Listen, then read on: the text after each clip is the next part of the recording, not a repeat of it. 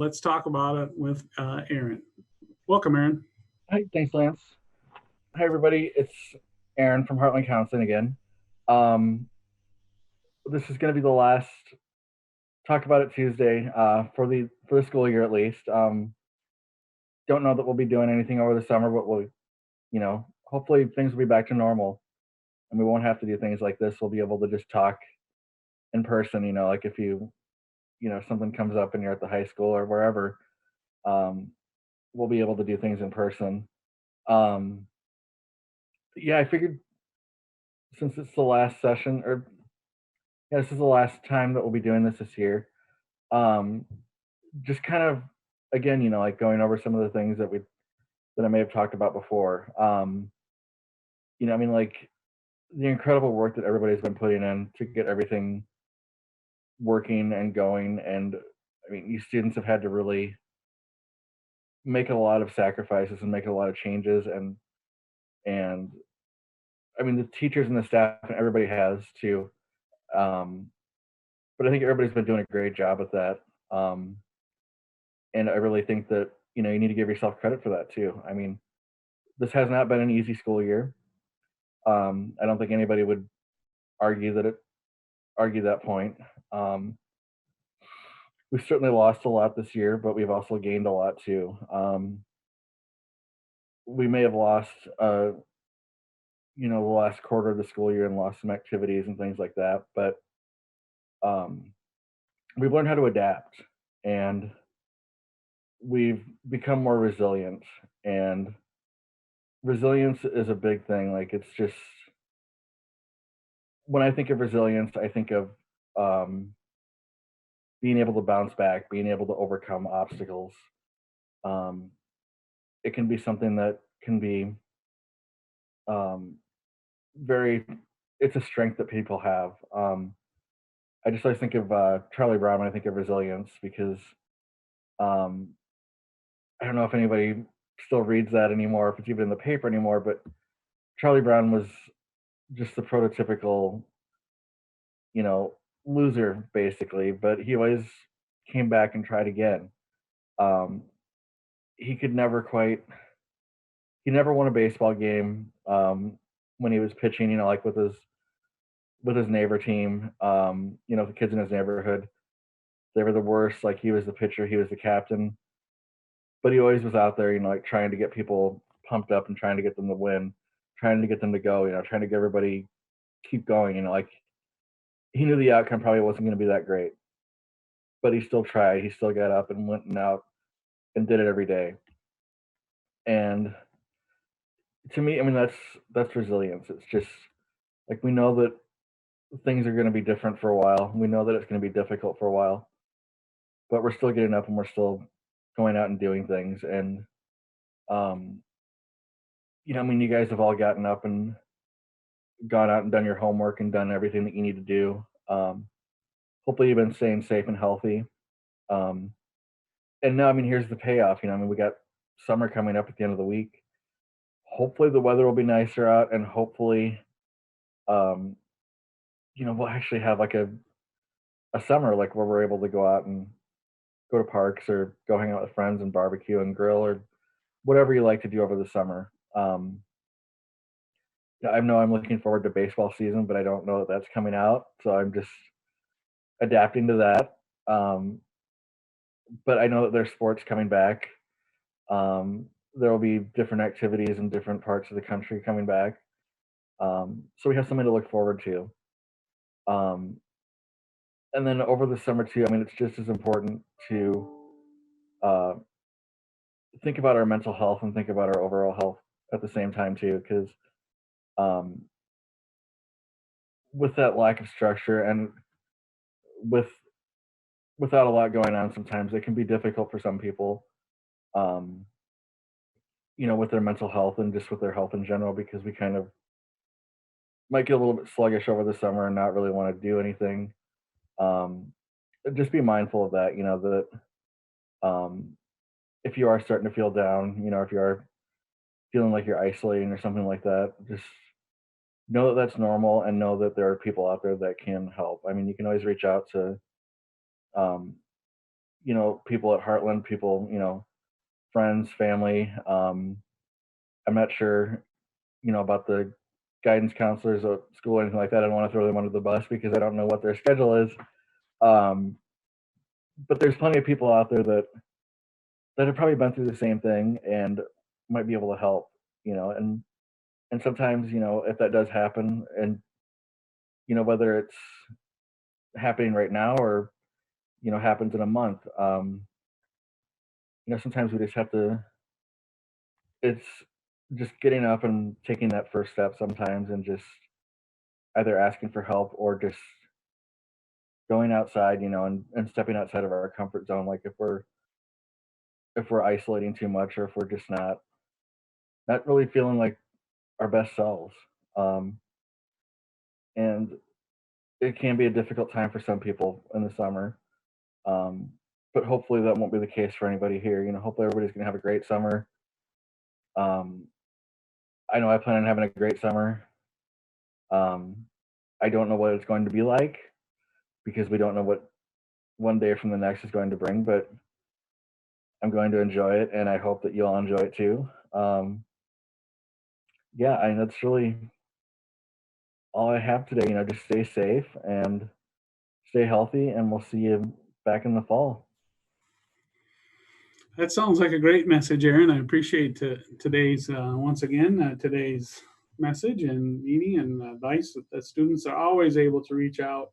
Even they all have my email that I send them quite a few times during the week, so they can always reply to that, and I can typically get them routed to the right people, at least, or whoever's around. Okay. But there's always someone to reach out to, or someone Yeah. to call. Like you said, certainly calling the Heartland number is uh, right up there. That they should definitely do that, and you guys will. I know you guys will do about anything for them, so we Yes. appreciate that. Yeah. Yeah. We'll do the best we can, and we'll figure it out. So. Yeah, I really appreciate your message too about like I know I had uh, some plans for this summer that got canceled, and I it was disappointing, but and then again, and now I'm actually kind of looking forward to just salvaging some new things, and and it's going to be fun, and I'm going to make it fun, and it's Yeah. and relaxing, and it's what it is. Yeah. I mean, we can kind of make new traditions this year because nothing's been the way that we planned it out to be this year, or no, like normal for this year. So yeah, we have to make our own fun, I guess, and try to make the best out of the situation. Or it's in my mind, it's better to make the best out of a bad situation than it is to just wallow in it and just kind of stagnate, just not do anything. And we all have that natural tendency, I think, to do that, myself included. But um, it's better if we can step outside of ourselves and just realize that, okay, this really sucks, but is what I'm doing making it better? Am I doing myself any good by sitting here and just, you know, thinking about how bad it is? Or am I, working towards solving the problem? Or am I working actively trying to make things better for myself?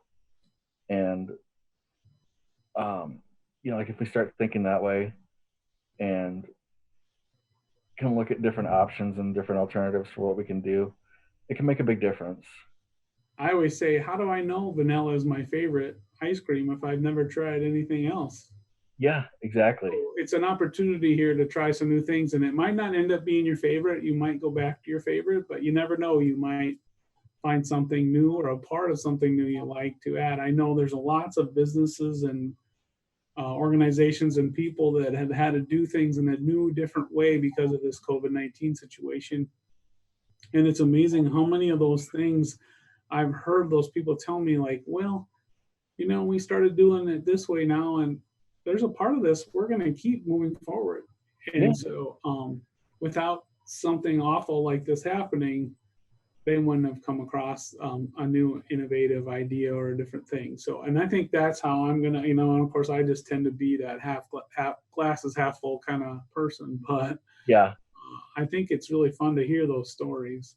Yeah, yeah. I just when you were talking, I was just thinking that I think this is the phrase that necessity is the mother of invention, Yeah. and it's like we need something different, so we came up with something different. I mean, Zoom, like nobody knew what Zoom was, 3 months ago, other than people that would really, probably use it for businesses and stuff like that, but now, I mean, it's everywhere. I mean, you've got TV shows like going over Zoom and Yeah. I mean, it's just And such I an think too, adaptable. that desperation is sometimes the best form of innovation too.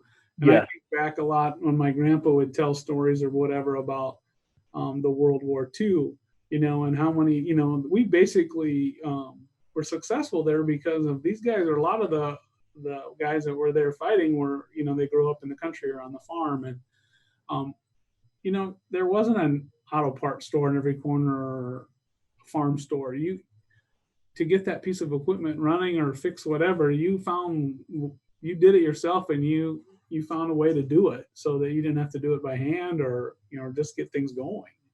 yeah, yeah. Because I mean, just taking that analogy a bit further, too, I mean, just like thinking about our ancestors, too. Like, I mean, when they, wherever they came from, like over whatever part of the world, like they didn't have like what we have now, like 1,000 years ago, or even, I mean, realistically, when you think about it, I mean, it's been 50 years since we landed on the moon, and it's like the technology in that was not that complex, and now here we are, like, talking over the internet. I mean, just doing amazing things, and it's like we've come so far. I mean, we can complain a lot, and I know I can complain a lot too, um, especially when the internet goes down. But there's so many things that we just have that just, somebody decided that we needed it, and here we are, and I like to think we're better for it. Yeah. The good news is I think we've gone from one extreme to the other, so to speak. But I mean, I think with Zoom and stuff, we've been forced to do a lot of things Zoom that we'd still like, some of it we'd still like to do in person. But I think of like the rubber band stretching and kind of coming back again. I think hopefully we're going to be able to find that sweet spot in there where, there's some things that just need to be taken care of in person, or a handshake type of thing. I don't know if handshake will ever come back totally, Yeah. but you get the idea. Mm-hmm. And I hope to see that, because I think that, there's a lot of value in authentic experiences and in real things, but then they're just like in a lot of things, sometimes things don't have to be, they just can be taken care of via a Zoom or some other thing. And that's appropriate to leave time. Like maybe there's uh, things we get together on that are just quick things that we have to do more often. And then when we get together in person, we can have more meaningful conversations. And so I'm hoping that's kind of where we end up on this deal. Yeah. Yeah, I think so. I'm hopeful, that we're going to have to take a long look, at how we do things after this. And, it's going to be difficult. I mean, I know some people are really not happy about some of the conditions that we have to live in right now, which I get their frustration. I completely understand that. But I mean, it's the world we live in right now. And sometimes we have to make sacrifices. So um, it's just what we have to do, and we're going to adapt, and we're going to make it through it. Yeah, we have to take care of each other. So Yeah, absolutely. all right, Aaron. Well, it's been great talking to you, and I've always enjoyed visiting with you, but it's been great to visit a little more and get to know you a little better. And hopefully we've um, been able to share that out and make a difference. I know you have. For me, just personally, just doing the calls here, it's been somewhat therapeutic. I was just telling the group that like I'm probably going to get a bill from you. Yeah, I was actually joking with my boss about that once too. So, well, I got to start billing Lance, but Yeah, I really appreciate it. And happy to do it. if anything comes up, you let me know. And like you said, we might, if something changes over the summer or something pops up or whatever, we'll break in. We'll get one together. We'll put together a show. We'll get the band back together. Yeah, right. So and then maybe in the fall it'd be fun to do one every month or so, just a little update or something too. So, but it'd be something to think about anyway. I don't know. You probably are pretty busy, but anyways, I think we're on to something. Yeah, I think so. All right. You take care. Yep, you too. All right. Thanks, Aaron.